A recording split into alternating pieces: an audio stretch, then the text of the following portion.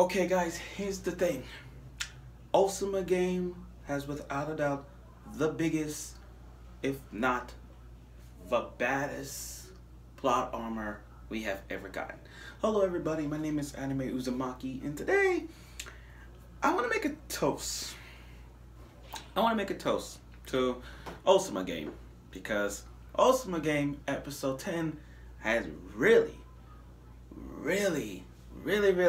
got so much plot armor with this main character and a whole lot, and this shipping that we're gonna get, and so many, how do I say this? Again, plot armor for the guy. So here's the thing. Episode 10 is the continuation of the present Ousama game, and a lot of characters that we all know and love has come back to haunt him. Well, in a good way. While many of us understands that the next challenge has just started, people are running in the beginning of the show. So we ask ourselves, why is they running? Well, new order came from the king, and they said the order is to reach to this destination within 8 hours.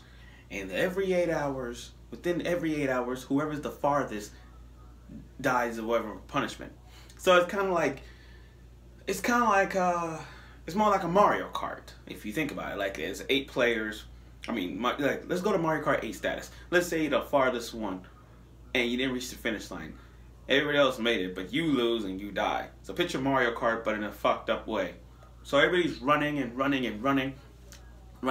But before he even got started, you see this one guy, the guy who lost his friend, the whole paranoid and everything. And I'm like, he ain't gonna run. Nobiki, as everybody knows, is so nice and kind to people. He snapped him out and said, do it for your friend. And he did. Now, okay, I like to say this bitch, Ami, not Natsuko. Natsuko was important in this episode, but Ami is such a bitch, bro. She's a bitch. How the fuck? You're just gonna stand there. You don't want to help. I mean, you don't want to say goodbye to you don't want to say goodbye to the other bitch, Natsuko. You're just gonna stand there and just like, hey, you know, I'm just gonna sit here and not do nothing. I'm like, what the fuck is your problem? And Nobiki, okay, I understand Nobiki's nice and all, but this chick helped Natsuko, and you're just gonna stand there. You're just gonna like help out either way. And I know the saying, keep your friends close. Sorry. I know the saying, keep your friends close and your enemies closer. But in this case, he followed that rule so much that he actually carried her and having her running. So I'm like, why are we gonna trust this bitch to help the other bitch? Why would you do that? Now, okay. Now, as everybody is running, this side character, I don't know his name. Sorry about this, guys, because King's Game, we haven't got a lot of side characters important. Well, not important ones, but who cares? So they're going through the bridge where the steps are at. You know those little steps that connect to like a bridge and the steps. So he's running, and then he grabbed the guy in front, pulled him, and he was knocked out unconscious. Now, another thing about King's Game, and this King's Game rule, is that you have to make it to this destination within 8 hours. But you can't use transportation. So cars, trains, buses, you cannot use any vehicles to get there. Even a bike. You can't even use a bike or a scooter, because that is punishment if you do. So I'm just going to point that out. So when he knocked him down, when he grabbed him by the shirt and knocked him down by the stairs and then make him unconscious, everybody just like, oh, we got to help him. We got to help him. Let's call an ambulance. And I'm like, no, you stupid idiot. Don't do that. But you got this one girl who's a bitch who's like, hey, just leave him. We got to go. And I'm like, this stupid motherfucker. I hate to say this, but Natsuko has tamed these side characters into her bitches and just like don't give a fuck about everybody else but themselves. That's how I think she manipulates these girls and don't give a fuck. Now, everybody just left them hanging, and I'm like, that's fucked up. They didn't even carry him. They're just like, okay, I'm gonna run, I'm gonna ignore him. So it was like a huge marathon of sacrifice in this. Now, as the girl with the arm and Nobiki running, they see Rhino, I'm sorry. Rhino, whatever. The other girl, the rich girl thing. Now, people understand why we're gonna ship her and Nobiki together. It's really great to see another shipping go to waste. even if it's episode 10, guys, we're bound to see a shipping fall for no apparent reason, and they just started going. Well, they started liking each other and trusting each other. I mean, that's the problem with King's Game. It's like you have a favorite female character. Well, no, you have a favorite waifu of that show and a husbando. But at some point of the episode, they're gonna die, and you know that for a fact. You don't want them. You know for a fact they're gonna die. So that's why I can't say I have a favorite of this show right now. 10 episodes and I can't pick my favorite, because if I pick my favorite, they die. So I'm sure some of y'all feel the same way.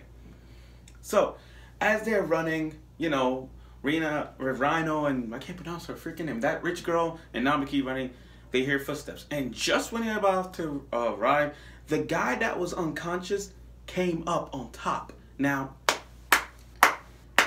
shout out to that side character. He got a concussion. He ran for 7 hours, and he couldn't eat or drink. He couldn't stop for anything to eat or drink. That's how confident this guy really was. So, as the three of them, I'm gonna say the three, Nabuki, the rich girl, and the other side character, the other male side character, they're running. They stopped and looked at the bridge. Now they stop and look at the sunset. And I'm saying to myself, okay, that's good, but what about the time? I know you guys want to see the sunset, but can you do that after you guys beat the game? Or after you beat this challenge, and then y'all go back to that spot and look at the bridge? Look at the sunset? Yeah. But then I ain't gonna front, it was kind of funny seeing the guy just tipsy and falling, it was. And then you got Nabuki trying to be a freaking hero, jumps down and trying to save him. Now, this is where the plot armor comes in play. This guy is like a metapod. Nabuki is like a metapod. Think about it. Harden. This guy, plot armor. He has so much plot armor in this entire show that he's really adapting to it. How many male anime characters are riveted by plot armor, guys? He got multiples of them. Now, as he trying to save them, he trying to give him CPR. And in underwater, guys, this is where the underwater plot kicks in. He giving him CPR, breathing to make sure he breathes underwater, and he couldn't do it. And then all of a sudden, he's about to drown. So I'm thinking to myself, oh, he's not gonna die, because with a little bit left in the show, he's gonna live. So you got his girlfriend, his ghost of girlfriend's past, Jimmy, and the guy with the haircut, and the other couple that died on the bridge, you know, holding hands. They all supported him. They're like, you could live for us, please, and they did. But then after that, now I gotta admit, this is one of those the moment the shipping just got real after he couldn't do it. He once he reached the surface, the girl and him were holding each other. Well, no, she was holding him because, you know, his body was cold, so he grabbed him. He's all blushing, saying your chest is on it. So yeah, and she doesn't want to die. That's a shipping moment right there. These two are the next ship in King's Game. But Nabuki played the role of sheer sacrifice.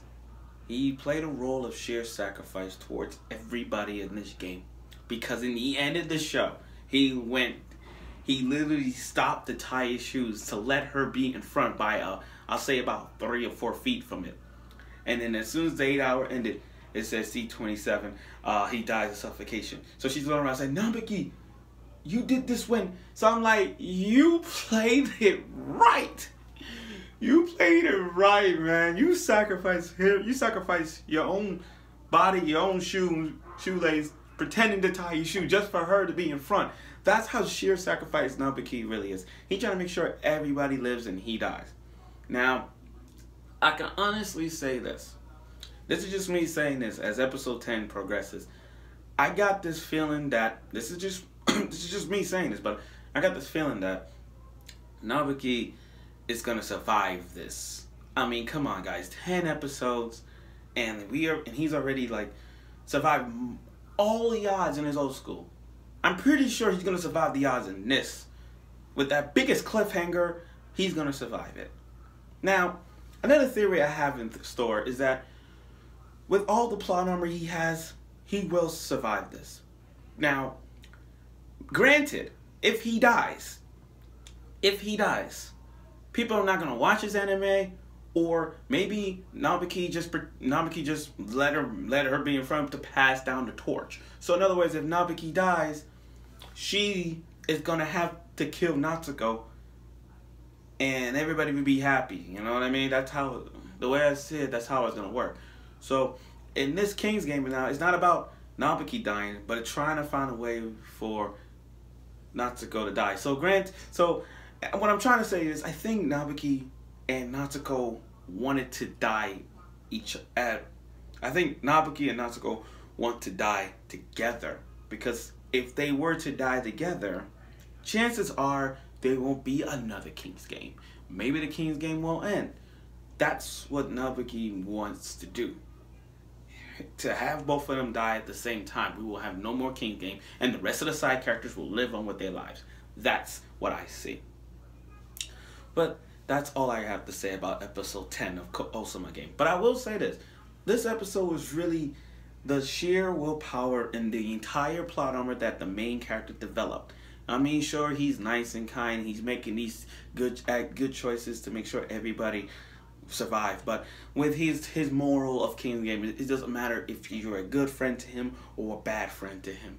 Either way, he wants everybody to have a best future and a good life out there. That's how he works. That's how he plays it. That's how we all see it as the episode progresses. So that's it for now. So tune in next week for another unepidemic cliffhanger, or the dramatic ending of a cliffhanger in Ousama game.